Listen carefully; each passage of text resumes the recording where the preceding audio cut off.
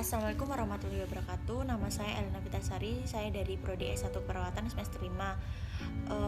Saya di sini akan menjelaskan terkait terapi herbal jahe dan madu untuk memenuhi tugas keperawatan komunitas 1. Terkait terapi herbal jahe dan madu itu untuk menurunkan batuk pada anak dengan ISPA. Mengapa bisa? Karena di jahe terdapat kandungan minyak atsiri dengan senyawa kimia aktif, terutama zat gingerol dan oleus resin. Untuk prosedur pembuatannya itu sendiri ada jahe dan madu, air hangat. Untuk prosedur pembuatan minuman jahe dan madu, kita bakar jahe sampai layu. Lalu dibersihkan jahe sampai bersih.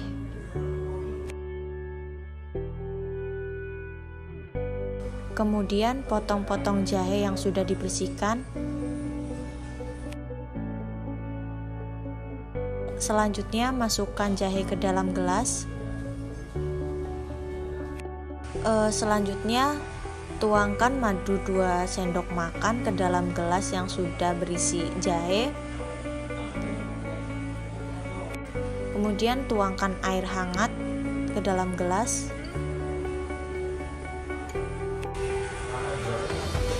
Dan aduk sampai merata.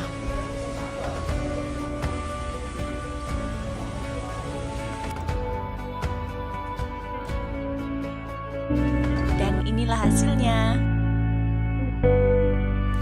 Jurnal yang diperoleh dari penelitian di wilayah kerja Puskesmas 50 Pekanbaru dengan hasil value 0,000 atau 0,05, maka HO ditolak, yang artinya pemberian minuman jahe efektif untuk menurunkan keparahan batuk pada anak dengan ISPA. Pemberian minuman jahe dan madu ini diberikan 30 menit sebelum tidur. Dan dengan jumlah 52 responden, 30 responden perempuan, sedangkan usia responden yang terbanyak adalah kelompok usia 3 tahun dengan jumlah 25 orang. Kesimpulan, terdapat perbedaan yang signifikan antara rata-rata tingkat keparahan batuk anak pada kelompok eksperimen dan kelompok kontrol sesudah diberikan minuman jahe dan madu ini.